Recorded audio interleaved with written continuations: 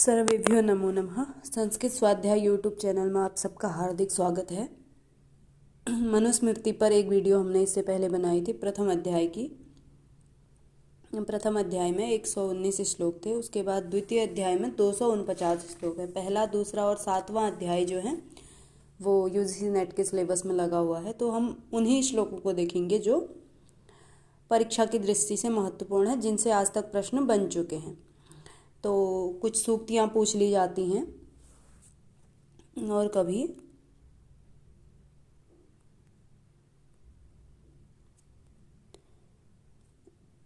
सूक्तियाँ पूछी जाती हैं और कुछ फैक्चुअल क्वेश्चन इसमें से बनते हैं। तो इसमें से छठे नंबर का श्लोक है। यदि आप लोगों के पास पुस्तक रही होगी तो छठे श्लोक से मैं आरंभ करूँगी। इस पीडीएफ में वो रह गया है, नहीं दिख रहा है। तो श्लोक इस प्रकार से है और एक उसमें सूक्ति भी है, तो आप लोग पुस्तक यदि हो तो देख सकते हैं। मुझे माफ़ कीजिएगा, पीडीएफ में वो श्लोक नहीं आ पाया है। तो क्या है कि वेदोऽखिलो धर्म मूलम स्मृतिशीले च तद्विदाम आचारश्चैव साधूनाम आत्मनस्तुष्टिरेव च। द्वितीय अध्याय का छठा श्लोक है कि वेदः अखिलः धर्म मूलम। अखिल वेदः यानी कि समस्त वेद जो हैं, सब वेद क्या है,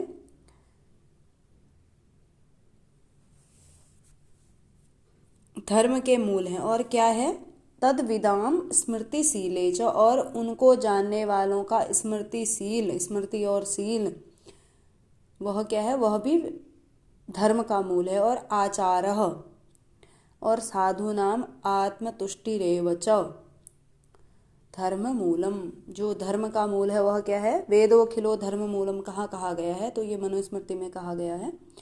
समस्त वेद और उनको जानने वाले, तद्विदाम उनको जानने वालों की स्मृति और शील और आचार और साधुओं की, महात्माओं की जो आत्मतुष्टि होती है, जो वो अपने आप में संतुष्ट रहते हैं, उनका जो विशिष्ट आचरण होता है, वह सब क्या है, धर्म का मूल है। तो महत्वपूर्ण यही था, वेदोऽखिलो धर्म मूलम, मनुस्मृति के द्वितीय अध्याय के छठे श्लोक में कहा गया है। उसके बाद सातवां अध्याय डिस्प्ले हो रहा होगा। यः कश्चित् धर्मो मनुना परिकीर्तितः स सर्वोभितो वेदे सर्वज्ञानमयो हि सः। ये भी एक महत्वपूर्ण सूक्ति के रूप में पूछा जाता है, सर्वज्ञानमयो हि सः। तो यहाँ पर सह से क्या अभिप्राय है, तो सह से वेद से अभिप्राय है। यहाँ पर क्या कहें, यह कस्यचित् धर्मो मनुना परिकीर्तितः, यह जो मनु ने जिस किसी को भी धर्म कहा है, सह सर्वो अभिहितो वेदे, वह सब वेद में अभिहित है। वेदों में जो मनु ने जिसको धर्म कहा है वह सब वेदों में कहा गया है।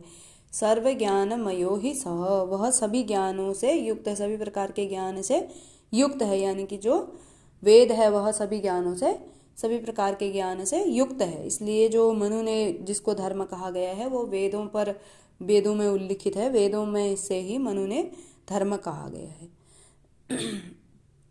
उसके बाद अगला 10वां श्लोक इम्पोर्टेंट है। श्रुतिस्तु वेदो विज्ञेयो धर्मशास्त्रम तु वै स्मृति ते सर्वार्थे स्वमीमांसे मीमांस्येताभ्याम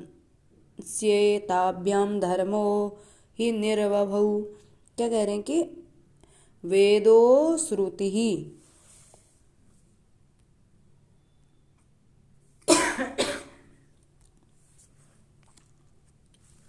वेदो श्रुति ही विज्ञेय धर्मशास्त्रम तो स्मृति ही, जो धर्मशास्त्र है उन्हें स्मृति कहा गया है। और श्रुति, वेदों को श्रुति कहा गया, वेदः श्रुति तो विज्ञेय, वेद आदि को क्या कहा गया है, श्रुति, और धर्मशास्त्र को स्मृति कहा गया है। ते सर्वार्थे स्वमीमांस्येताभ्याम धर्मो निर्वभौ, और वे सभी विषयों के प्रतिकूल अमीमांसे यानी कि तर्क के योग्य न अमीमांसा है, यानी कि वे सभी विषयों में जो वेद और स्मृतियां हैं वह उनके प्रति तर्क करने योग्य नहीं है, यानी कि जो वेद और स्मृति में जो बातें कह दी गई हैं वह प्रमाण हैं, उनके खिलाफ तर्क स्थापित नहीं किया जा सकता है। धर्मो ही ताभ्याम धर्मो ही निर्बभौ, क्योंकि उन्हीं से धर्म उत्पन्न हुआ है, प्रादुर्भूत हुआ है। तो जो स्मृतियों में जो वेदों में कह दिया गया है उसके खिलाफ मीमांसा नहीं करनी है, यानी कि उसके खिलाफ प्रमाण प्रस्तुत नहीं करने हैं। अगला 12वां श्लोक है, वेदः स्मृतिः सदाचारः स्वस्य च प्रियात्मनः एतच्चतुर्विधं प्राहुः साक्षात धर्मस्य लक्षणम। तो मनुस्मृति में 4 धर्म के लक्षण बताए गए हैं। कौन कौन से? वेद, स्मृति, सदाचार और स्वस्य च प्रियात्मनः, यानी कि मन की प्रसन्नता, अपनी प्रसन्नता जो है, ये धर्म के लक्षण हैं। साक्षात धर्मस्य लक्षणम, 4 प्रकार के धर्म लक्षण कहें, वेद, स्मृति, सदाचार और अपनी प्रसन्नता। आगे बढ़ेंगे, 13वां श्लोक है, अर्थ कामेष्वसक्तानां धर्म ज्ञानं विधीयते धर्मं जिज्ञासमानानां प्रमाणं परम श्रुतिः। प्रश्न बन सकता है कि धर्मं जिज्ञासमानानां परमं प्रमाणं किम। तो धर्मं जिज्ञास अर्थेषु कामेष्वसक्तानां धर्म ज्ञानं विधीयते। धर्म, अर्थ और काम में अनासक्त मनुष्यों के लिए धर्म का उपदेश विधीयते किया जाता है, यानी कि जो अर्थ और काम में आसक्त नहीं है उनके लिए धर्म का उपदेश किया जाता है। धर्म जिज्ञासमानानां प्रमाणम परम श्रुति ही, और धर्म के जिज्ञासुओं के लिए परम प्रमाण क्या है? श्रुति, यानी कि वेद ही प्रमाण है। तो यहाँ से प्रश्न बन सकता है, धर्मम जिज्ञासमानानां प्रमाणम किम, तो उनके लिए श्रुति ही परम प्रमाण है। उसके बाद आगे चलेंगे, एक श्लोक मिलता है प्रायः 17वें नंबर का श्लोक, ब्रह्मावर्त आर्यावर्त इत्यादि का वर्णन है। किसको ब्रह्मावर्त कहा गया है, किस देश को आर्यावर्त कहा गया है। तो यहाँ पर पहली पंक्ति इसमें नहीं है, पिछले पेज में थी। मैं वही श्लोक लेके आई हूँ जिनसे प्रश्न बनते हैं, जो महत्वपूर्ण से हैं। और आज द्वितीय अध्याय के पहले 100 श्लोकों में से जो महत्वपूर्ण श्लोक हैं, 249 श्लोक हैं, धीरे धीरे हम सारे पढ़ेंगे, जो जो महत्वपूर्ण है उनको पढ़ेंगे ताकि परीक्षाओं में प्रश्न किए जा सकें। तो यहाँ पर 17वें श्लोक का पहला दूसरा चरण क्या है? सरस्वती दृश्वत्यो देव नद्यो यदंतरम तम देव निर्मितम देशम ब्रह्मावर्तम प्रचक्षते। सरस्वती और दृश्वती 2 देव नदियों के मध्य जो देश है उसे क्या कहा जाता है? ब्रह्मावर्त देश कहा जाता है। देव निर्मित ब्रह्मावर्त देश का सरस्वती और दृश्वती नदियों के मध्य जो देश है वह क्या कहलाता है? ब्रह्मावर्त देश कहलाता है। वह ब्रह्मावर्त देश अत्यधिक महत्वपूर्ण है। वहाँ के लोगों का जो आचार है, सदाचार है, वही आज सदाचार कहा गया है, उनका जो आचार व्यवहार है। तो बाकी नहीं देखेंगे। इसमें क्या है? कुरुक्षेत्रम 19वां श्लोक है, कुरुक्षेत्रम मत्स्याश्च पांचालाः सूरसेनकाः एष ब्रह्मर्षि देशो वै ब्रह्मावर्तादनन्तरः। ब्रह्मावर्त को तो सबसे श्रेष्ठ कहा ही गया है। उसके बाद कुरुक्षेत्र, मत्स्य, पांचाल और सूरसेन इत्यादि जो देश हैं उन्हें ब्रह्मर्षि देश कहा गया है। और वे ब्रह्मावर्तादनन्तरः, ब्रह्मावर्त के बाद श्रेष्ठ वो है।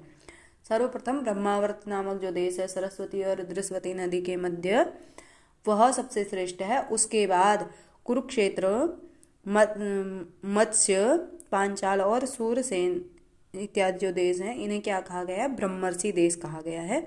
प्रश्न कभी बन सकता है कि इनमें से कौन सा ब्रह्मर्षि देश नहीं कहा गया है मनुस्मृति के अनुसार। तो 4 याद रखेंगे, कुरुक्षेत्र, मत्स्य, पांचाल और सूरसेन। ये ब्रह्मावर्त के बाद श्रेष्ठ हैं, ब्रह्मावर्त देश है, उसके बाद ये वाले देश श्रेष्ठ हैं।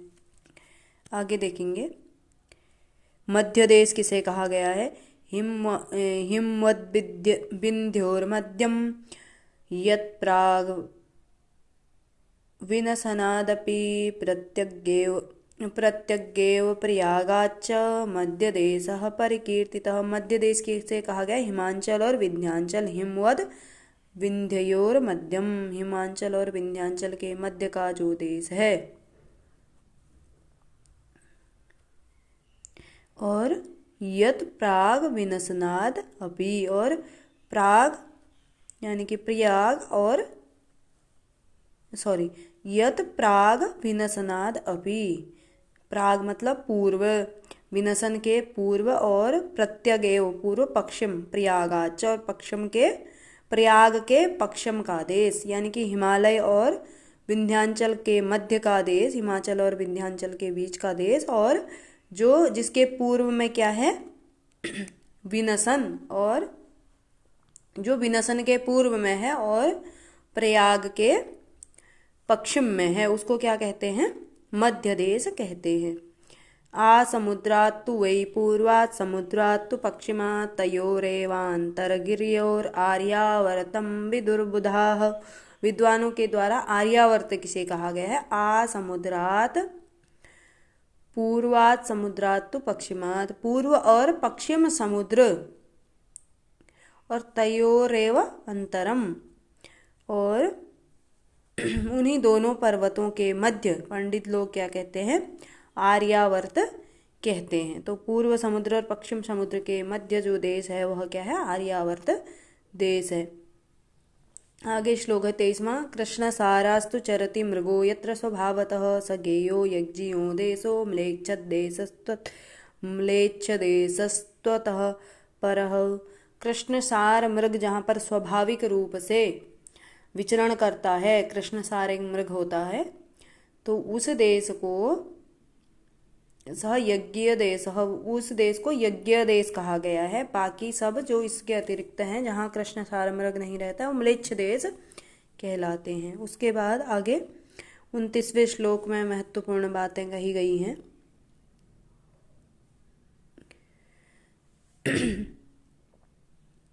यहाँ पर यज्ञीय देशों में ही द्विज वर्णों को निवास करने की सलाह दी गई है, और जो शूद्र है वह कहीं भी निवास कर सकता है आजीविका के लिए। प्रांगनाभिर्वर्धनात् पुंसो जात कर्म विधीयते मंत्रवत् प्रासनम चास्य हिरण्यमधुसर्पिसाम। जात कर्म संस्कार कब करना चाहिए इसके विषय में वर्णन मिलता है। ये जो स्मृतियां हैं, जो श्रुतियों में जो ज्ञान हमें प्राप्त होता है, वह न केवल परीक्षाओं की दृष्टि से महत्वपूर्ण है बल्कि जीवन के लिए अथवा सनातन संस्कृति का पालन करने के लिए भी महत्वपूर्ण है। तो क्या कह रहे हैं कि प्राग नाभिवर्धनात् पुंसो जात कर्म विधीयते, पुरुष का जो जात कर्म संस्कार है वह नाभि छेदन से पहले करना चाहिए। यानी कि जब बालक जन्म लेता है तो नाभि छेदन किया जाता है, यानी कि लंबी सी जो नाभि होती है उसको काटा जाता है। तो कह रहे हैं कि जो नाभि का छेदन किया जाता है उससे पहले जात कर्म संस्कार करना चाहिए। और कैसे करना चाहिए, मंत्र इत्यादि के द्वारा, सोना, घी, मधु इत्यादि का प्रयोग करके मंत्रों के द्वारा किया जाना चाहिए। यानी कि जो जात कर्म संस्कार होता है उसमें सिक्के से बालक को मधु, घी इत्यादि चटाया जाता है, तो ये जात कर्म संस्कार होता है। तो ये नाभि छेदन से पहले करना चाहिए। अब नामकरण कब करना चाहिए, नामधेयम दशम्याम तो द्वादश्याम वाक् से कारयेत पुण्ये तिथौ मुहूर्ते वा नक्षत्रे वा गुणान्विते।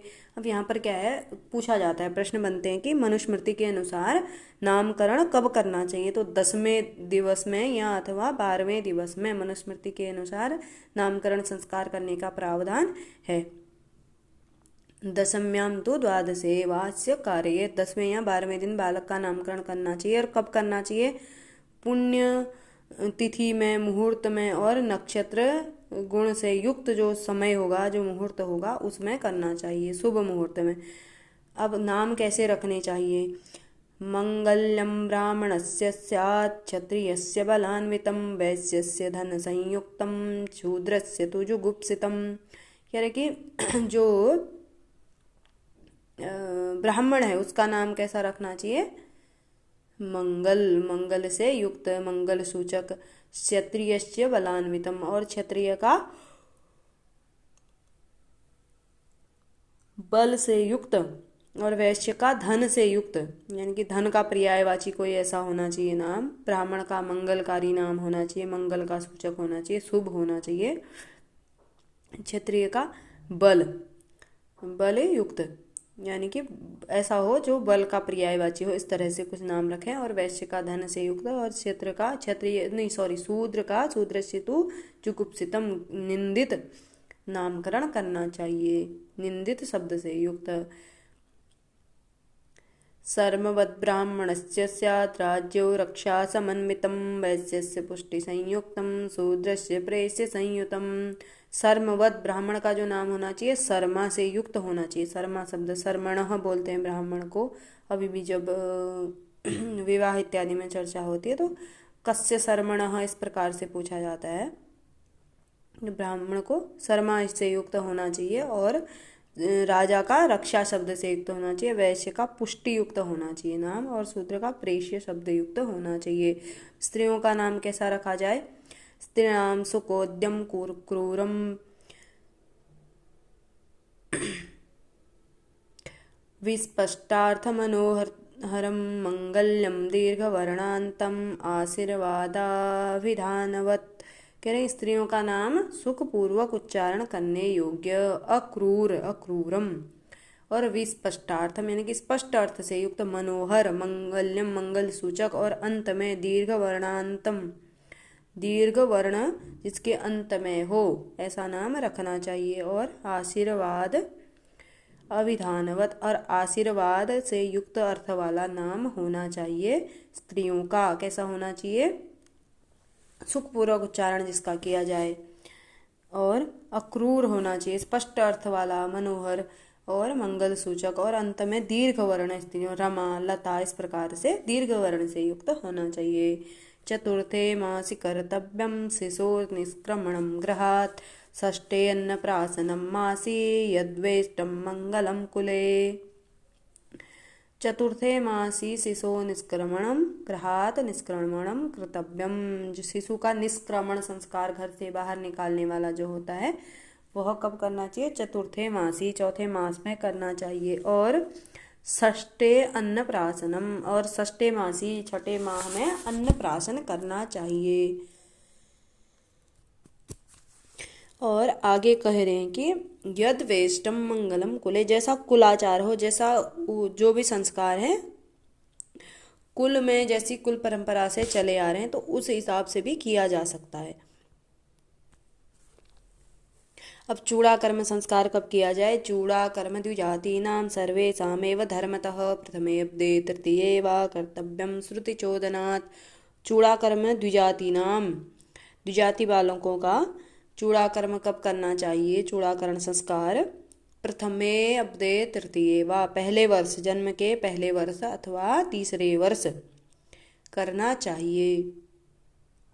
और श्रुति चोदनात्, जो वेद में जो विधि है उसके अनुसार करना चाहिए। गर्भाष्टमे अब्दे कुर्वीत ब्राह्मणस्योपनायनम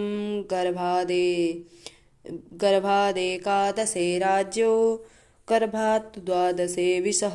कह रहे गर्भाष्टमे अब्दे कुर्वीत ब्राह्मणस्य उपनयनम, ब्राह्मण का उपनयन संस्कार गर्भ से 8वें वर्ष, यानी कि 9-10 माह बालक गर्भ में भी रहता है तो 8वें वर्ष गर्भ से ही गिन करके। और गर्भाद एकादशे राज्यो, और राजा यानी कि क्षत्रिय का जो क्या करना है, उपनयन संस्कार करना है, वो गर्भ से एकादश वर्ष में, और गर्भ से द्वादश वर्ष में, गर्भ से ही गिन करके 12वें वर्ष में विश्य यानी कि वैश्य का उपनयन संस्कार करना चाहिए। ब्रह्मवर्चकामस्य कार्यम विप्रश्य पंचमे राज्ञो बलार्थिनः षष्ठे वैशस्येहार्थिनोष्टमे। ब्रह्म वर्चस्व को जो प्राप्त करना चाहता है जो बालक, जो अत्यधिक तेज और अत्यधिक वेद इत्यादि का अध्ययन चाहता है, उस ब्राह्मण बालक का जन्म से 5वें वर्ष में उपनयन संस्कार कर देना चाहिए। प्रश्न बनते हैं कि ब्राह्मण बालक का उपनयन संस्कार कब करें, तो ये जब यदि पूछना चाहेगा परीक्षा वाला ब्रह्म वर्चस्व कामस्य, तो वहाँ पर कस्मिन वर्षे, 5वें वर्षे, और सामान्यतः गर्भ से 8वें वर्ष में। और बलार्थी जो अत्यधिक बल को चाहने वाला क्षत्रिय है, वह 6ठे वर्ष में उसके बालक का उपनयन संस्कार हो जाना चाहिए। और वैश्य का, जो धन इत्यादि को चाहने वाला वैश्य है, उसका 8वें वर्ष में, सामान्यतः वैश्य का 12वें वर्ष में होगा, लेकिन जो अत्यधिक धन इत्यादि प्राप्त करना चाहता है उसके 8वें वर्ष में हो जाएगा। एक महत्वपूर्ण है कि कितने वर्षों तक सावित्री का उल्लंघन नहीं होता है, बहुत महत्वपूर्ण है। आषोडशात् ब्राह्मणस्य सावित्री नातिवर्तते आद्वाविंशात् क्षत्रियस्य बन्धोरा चतुर्विंशते विंशः। कह रहे कि आषोडशात् ब्राह्मणस्य सावित्री नातिवर्तते, 16 वर्ष पर्यंत यानी कि 16 वर्ष तक ब्राह्मण की सावित्री का उल्लंघन नहीं होता है, यानी कि सावित्री 16 वर्ष तक प्राप्त की जा सकती है। यानी कि जो उपनयन संस्कार होता है उसके बाद सावित्री की प्राप्ति हो जाती है कहते हैं, तो वह 16वें वर्ष तक उल्लंघन उसका नहीं होता है। और आद्वाविंशात् क्षत्रिय से, और 22 वर्ष तक क्षत्रिय की, और बंधोरा चतुर्विंशते विसहर 24 वर्ष तक वैश्य की सावित्री का उल्लंघन नहीं होता है, यानी कि 24 वर्ष तक अधिकतम सीमा है उपनयन संस्कार की, उसके बाद नहीं किया जा सकता। उसके बाद फिर वह प्रात्य कहलाता। अत ऊर्ध्वं त्रयोप्येते यथा कालम असंस्कृताः सावित्री पतिता भ्रात्या भवन्त्यार्यविगर्हिताः। जो यथा समय यानी कि 16 वर्ष तक यदि ब्राह्मण का यज्ञोपवीत संस्कार नहीं हुआ, और उसी प्रकार से 22 वर्ष तक यदि क्षत्रिय का नहीं हुआ, 24 वर्ष तक यदि वैश्य का यज्ञोपवीत संस्कार नहीं हुआ, तो व्रात्य कहलाते हैं। अत ऊर्ध्वम, इसके ऊपर यज्ञोपवीत संस्कार नहीं होने पर ये तीनों वर्ण क्या कहलाते हैं? यथा कालम असंस्कृता है, तब तक इनका संस्कार न हो पाए तो सावित्री पतिता भ्रात्या, सावित्री से पतित, सावित्री जिनकी पतित हो गई है, जो भ्रष्ट हो चुके हैं, भवंती आर्य विगर्हिता, यानी कि शिष्ट आर्य लोगों के द्वारा ये निंदित हो जाते हैं, व्रात्य कहलाते हैं। जिस ब्राह्मण का 16 वर्ष तक यज्ञोपवीत संस्कार नहीं हो पाएगा वह व्रात्य कहलाएगा। उसी प्रकार से क्षत्रिय और वैश्य भी। आगे है मौंजिम त्रिवत्समाश्लक्षणा कार्या विप्रश्य मेखला क्षत्रियस्य तु मौर्विज्या वैश्यस्य सत सणतान्तवी।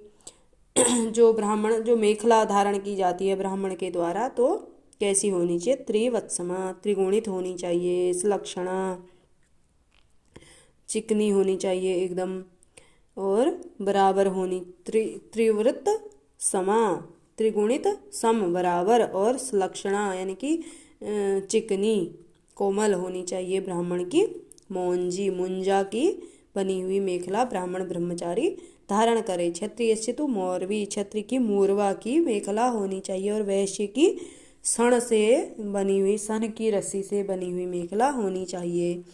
और यदि मुंजा अलाभ है तो कर्तव्यम, यदि मुंज नहीं मिलता है, ब्राह्मण को मूंज की मेखला धारण करनी चाहिए। यदि मूंज नहीं मिलता है तो मूंज एक प्रकार की घास होती है जिसकी मेखला बनाई जाती थी पहले समय में, तो वो उसकी का वर्णन है। तो मुंज के अलाभ में तो कर्तव्यम कुश, अस्मंतक और वल्वज इत्यादि के द्वारा त्रिवृत्ता यानी कि त्रिगुणित बना करके ब्रह्मचारी को धारण करना चाहिए। ब्राह्मण आदि ब्रह्मचारी इसको धारण करें, मुंजा अलाभे, मुंज न मिलने पर। ठीक है, उसके बाद किसका जो यज्ञोपवीत होता है, जो जनेऊ धारण करते हैं सभी यज्ञोपवीत जिनका हो जाता है वे, तो कारपासम उपवीतम स्याद विप्रस्तोर्ध्वव्रतम त्रिवृत सणसूत्रमयम राज्यो वैश्यस्य विक सौत्रिकम। जो ब्राह्मण है वह किसकी जनेऊ धारण करें, किसका यज्ञोपवीत धारण करें, किस चीज से बना हुआ? तो ब्राह्मण कपास का धारण करे। और कारपासम लिखा है, और ऊर्ध्वव्रतम त्रिवृत, ऊपर की ओर 3 लड़ी से बटा हुआ, यानी कि 3 धागों से बटा हुआ ऐसा ये जो कोई धारण करे। और सन सूत्रमयम राज्यो, राजा जो है सन के सूत्र से, सन के धागे से बना हुआ। और वैश्य किसका धारण करे? वैश्यस्य विकसौत्रिकम, यानी कि जो भेड़ होती है उसके बालों से बने हुए सूत का धारण करें, यानी कि ऊन का जो वैश्य है वह यज्ञोपवीत धारण करे। और जो क्षत्रिय है वह सन की रस्सी से बना हुआ, सन के जो उसके रेशे से बना हुआ। और ब्राह्मण जो है कपास का यज्ञोपवीत धारण करे। उसके बाद अब दंड धारण करते हैं ब्रह्मचारी। तो ब्राह्मण वैल्वपलासौ क्षत्रियो बटखादिरौ पैलवो दुम्बरो वैश्यो दंडानर्हन्ति धर्मतः। धर्मपूर्वक या धर्मानुसार ब्राह्मण जो हैं, ब्राह्मण ब्रह्मचारी बेल और प्लास का दंड धारण करें। और जो क्षत्रिय हैं बट और खैर का दंड धारण करें। और जो वैश्य हैं वह पीलू और उदुम्बर बोला जाता है गुलर को, उसका दंड धारण करना चाहिए। अब दंड कितना लंबा होना चाहिए, तो कितना बड़ा होना चाहिए? केशांतिको ब्राह्मणस्य दंडः कार्यः प्रमाणतः ललाट सम्मितो राज्यः स्यात्तु नाशांतिको विसः। केशांतिको ब्राह्मणस्य, केसों के अंत तक यानी कि बाल जहाँ तक ब्राह्मण के आते हैं उतना लंबा, उतना बड़ा दंड ब्राह्मण को धारण करना चाहिए, ब्राह्मण ब्रह्मचारी को। और जो ललाट तक यानी कि अपने ललाट तक, अपने माथे तक राजा को यानी कि क्षत्रिय को। और नाशांति को, नासिका तक ऊंचा किसको धारण करना चाहिए? वैश्य को धारण करना चाहिए।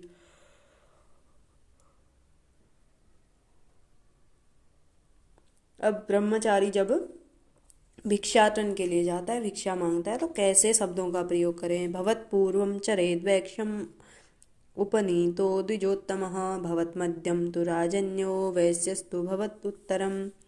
आज सांकेतिक परंपरा के रूप में इसको किया जाता है जब उपनयन संस्कार होता है घरों में भी। हालांकि आज ब्रह्मचारी बन करके विद्या के लिए, विद्या प्राप्ति के लिए बालक नहीं जाता है, विद्यालयों में ही पढ़ता है सामान्य। फिर भी उस दिन जब उपनयन संस्कार होता है, जिस दिन ये जो कोई संस्कार होता है उस दिन ये किया जाता है, उसको ब्रह्मचारी बना करके भिक्षा दी जाती है। तो प्रथम दिवस सांकेतिक रूप में इसको एक परंपरा के रूप में किया जाता है। परंतु पूर्व काल में क्या होता है, यज्ञोपवीत करके बालक भिक्षा ले करके फिर पढ़ने जाता था, वेद इत्यादि को स्वीकार करने, ग्रहण करने के लिए जाता था। तो वो क्या होना चाहिए?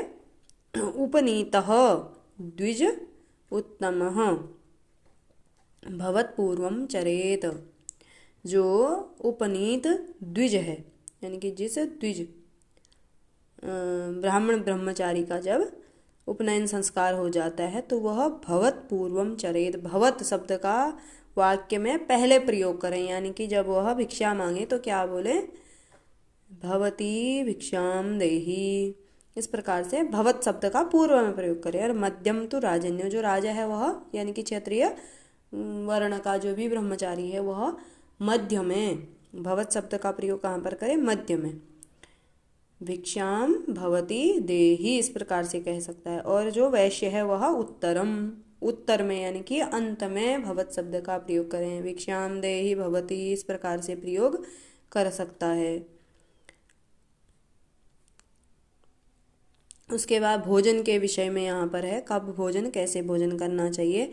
आयुष्यम प्रांगमुखो भुंक्ते यशस्यम दक्षिणामुखः श्रियम प्रत्यंगमुखो भुंक्ते ऋतं भुंक्ते यदंगमुखः। कि आयुष्यम जो आयु को चाहता है, जिसको आयु प्राप्त करनी है या आयु के लिए, आयु बढ़ाने के लिए प्रांगमुखः पूर्व की तरफ मुख करके भुंक्ते भोजन करना चाहिए। यशस्यम दक्षिणामुखः और यश को जो चाहता है वह दक्षिण की तरफ मुख करके भोजन करे। श्रियम प्रत्यंगमुखो और जो श्री यानी कि धन की प्राप्ति करना चाहता है तो प्रत्यंग बोलते हैं पश्चिम दिशा को, पश्चिम दिशा की ओर मुख करके भोजन करे। और ऋतम भुंक्ते यदं मुखः और जो सत्य की खोज करने वाला, जो सत्य को चाहता है, जिसको सत्य प्रिय है, वह उत्तर की तरफ भोजन करे, उत्तर की तरफ मुख करके भोजन करे। उसके बाद अगला है सायं प्रात द्विजातीनाम सदम स्मृतिनोदितम नान्तरा भोजनम कुर्याद अग्निहोत्र समो विधि। प्रातः और सायंकाल भोजन करना चाहिए। स्मृतियों में ऐसा वर्णन है कि प्रातः और सायंकाल भोजन करना चाहिए, इसके अतिरिक्त नहीं करना चाहिए। मध्य में भोजन नहीं करना चाहिए। ये अग्निहोत्र के समान है। जैसे प्रातः काल और सायंकाल अग्निहोत्र किया जाता है, उसी प्रकार से प्रातः और सायंकाल भोजन करना चाहिए, उसके अतिरिक्त नहीं करना चाहिए। कैसा भोजन करना चाहिए, कैसा नहीं करना चाहिए। नोच्छिष्टम कस्यचिद्दद्यात् न दद्याच्चैव तथान्तरा न चैवात्यसनं कुर्यात् नोच्छिष्टः क्वचित् व्रजेत। कह रहे हैं कि नोच्छिष्टम कस्यचित् दद्यात्, उच्छिष्ट अन्न किसी को न दे, यानी कि अपना जूठा किसी को न दे। न नाद्याच्चैव तथान्तरा, और स्वयं भी न खाएं, और तथान्तरा बीच में न खाएं, यानी कि वही मध्य दिन में न खाएं। और न चैव अत्यसनम कुर्यात, और अत्यधिक असन न करें, अत्यधिक भोजन न करें। और नोच्छिष्ट क्वचित ब्रजेत, और ना ही उच्छिष्ट मुख से कहीं जाएं। वह ब्रज धातु जाने के अर्थ में होती है, तो जूठे मुख से कहीं जाएं भी नहीं, यानी कि कुल्ला इत्यादि करके ही जाएं। उच्छिष्ट भोजन न करें और किसी को दे भी नहीं, और स्वयं भी उच्छिष्ट भोजन न करें, किसी का उच्छिष्ट न खाएं। और उच्छिष्ट यानी कि जूठा, और न ही अत्यधिक भोजन करें, न ही दिन में मध्य में भोजन करें, और न ही जूठे मुख से कहीं जाएं। उसके बाद आगे आचमन कब करना चाहिए, यानी कि भोजन के पूर्व आपने यदि देखा होगा तो आचमन किया जाता है। अंगुष्ठ मूलस्य तले ब्राह्मं तीर्थम प्रचक्षते कायांगुलिमूले अग्रे दैवं पितृम तयोरेव। अच्छा, इससे पूर्व वाला श्लोक भी देख लेते हैं, 58 वाला। ब्राह्मेण विप्रस्तीर्थेन नित्यकालम उपस्पृशेत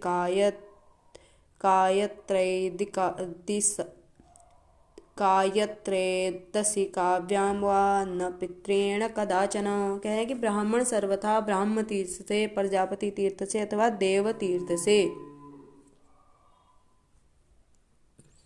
आचमन करें, पितृ तीर्थ से कभी भी आचमन न करें। अब कौन सा तीर्थ कहाँ पर होता है? अंगुष्ठ मूलश्च तले ब्राह्मम तीर्थम प्रचक्षते। अंगुष्ठ मूल, हाथ के जो अंगूठा है उसके मूल में ब्रह्म तीर्थ होता है। और कायांगुली मूले अग्रे देवम पितृम तयोरेव। क्या कह रहे हैं कि कनिष्ठिका अंगुली के मूल में प्रजापति तीर्थ होता है, और अंगुलियों के आगे अंगुली मूले अग्रे, अंगुलियों के आगे देव तीर्थ होता है। और पितृम तयोरेव, कायांगुली यानी कि जो प्रदेशनी अंगुली, जो तर्जनी अंगुली है, और अंगूठे के मध्य में क्या होता है? पितृ तीर्थ होता है। पितृ तीर्थ में कभी भी आचमन नहीं करना चाहिए, ऐसा विधान किया गया है। और केशांत संस्कार कब किसका होना चाहिए, तो ये वर्णन है। केशांतः षोडशे वर्षे ब्राह्मणस्य विधीयते, 65वां श्लोक है। केशांतः षोडशे वर्षे ब्राह्मणस्य विधीयते राजन्यवंदो द्वाविंशे वैश्यस्य द्वैधिके। ततः केशांत संस्कार ब्राह्मण का 16वें वर्ष तक हो जाना चाहिए, और होना चाहिए 16वें वर्ष में। और राजन्य बंधो द्वाविंशे, और राजा का यानी कि क्षत्रिय का 22वें साल में, और वैश्य का 2 अधिक यानी कि 24वें साल में होना चाहिए।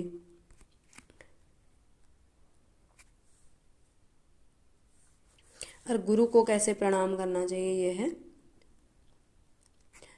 71वां श्लोक देखते हैं। ब्रह्मारंभे वसाने च पादौ ग्रह्यो गुरौ सदा संहत्य हस्तावद्येयं स हि ब्रह्मांजलि स्मृतः। ब्रह्मारंभे अवसाने च पादौ ग्राह्यो गुरौ सदा। ब्रह्मारंभे, वेद का आरंभ करने से पूर्व और वेद पढ़ने के बाद शास्त्रोक्त विधि के द्वारा गुरु के चरणों को स्पर्श करना चाहिए, और हाथ जोड़ करके हस्तावध्येयम सही ब्रह्मांजलि स्मृतः। संहस्त्य हस्तावध्येयम, दोनों हाथों को जोड़ करके जब पढ़ाई की जाती है, यानी कि पहले से क्या होता था, वेद जो है श्रुति होते थे, वेदों को गुरु बोलते थे, शिष्य सुनता था और याद करते थे। तो हाथ जोड़ करके यदि वह दोनों हाथों को जोड़ करके यदि ग्रहण करता है, पढ़ता है, तो वह ब्रह्मांजलि कहलाती थी। व्यत्यस्तपाणिना कार्यम् उपसंग्रहणं गुरोः सेव्येन सभ्यः स्पृष्टव्यो दक्षिणेन च दक्षिणः। क्या कह रहे हैं कि कैसे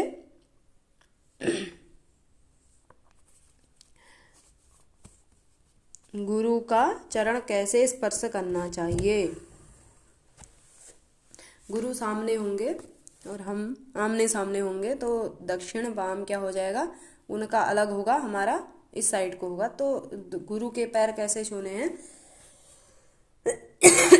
दाएं हाथ से दायां हाथ, दाएं हाथ से दायां पैर, बाएं हाथ से बायां पैर का अंगूठा छूना है। तो अब आमने सामने होने पर उनका दायां हाथ दूसरी साइड को होगा, हमारा दूसरी साइड को होगा।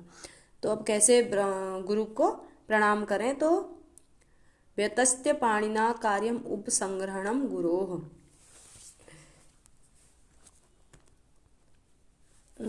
दोनों हाथों को फेर करके गुरु के चरणों को स्पर्श करना चाहिए, यानी कि दोनों हाथों को इधर उधर करके। और गुरु के सेव्येन सभ्यः स्पष्टव्यो दक्षिणेन दक्षिणः, दाएं हाथ से सेव्य कहा गया है, दाएं हाथ से दाएं पैर का अंगूठा और बाएं हाथ से बाएं पैर का अंगूठा गुरु का स्पर्श करना चाहिए। ऐसे गुरु को प्रणाम करना चाहिए।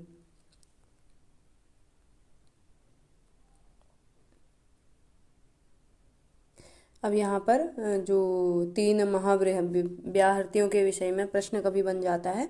अकारं चाप्युपकारं च मकारं च प्रजापतिः वेदत्रयान्नितरत् उहृद् भूर्भुवः स्वरिति च च।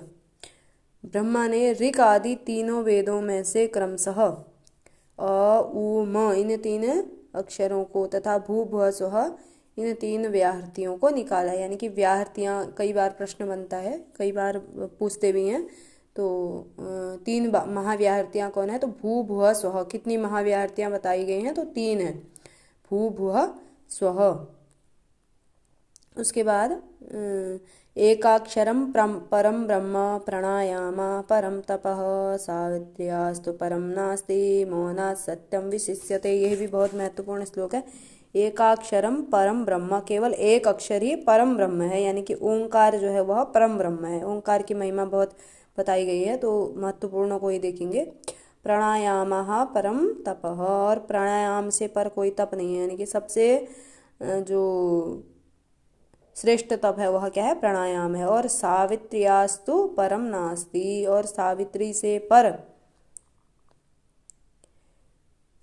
कुछ भी नहीं है। और मौनात् सत्यम विशिष्यते, और मौन से सत्य विशेष है, यानी कि चुप रहने से सत्य बोलना अत्यधिक विशेष है। और सावित्री से पर, यानी कि गायत्री मंत्र का उच्चारण करने से पर कुछ भी नहीं है। ठीक है।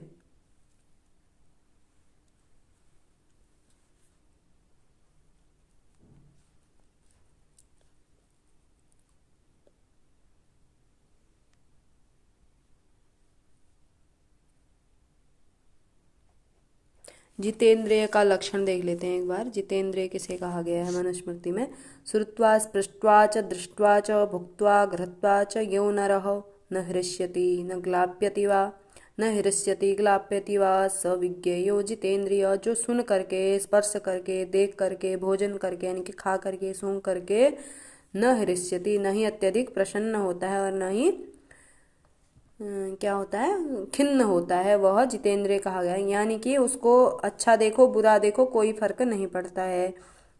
या किसी अच्छी चीज को स्पर्श करे, बुरी चीज को स्पर्श करे, बुरा सुने अच्छा सुने, उसको कोई फर्क नहीं। यानी कि समत्वम योग उच्यते वाली बात यहाँ पर भी लागू होती है। तो जितेंद्रिय किसे कहा गया है, जो जिसकी इंद्रियों को उनके विषयों से कोई विशेष फर्क नहीं पड़ता है, तो उसको जितेंद्रिय कहा गया है। तो पहले 100 श्लोकों में से जो महत्वपूर्ण श्लोक थे हमने देखे, इसके अतिरिक्त एक श्लोक रह गया है जो मैं बताना चाह रही थी।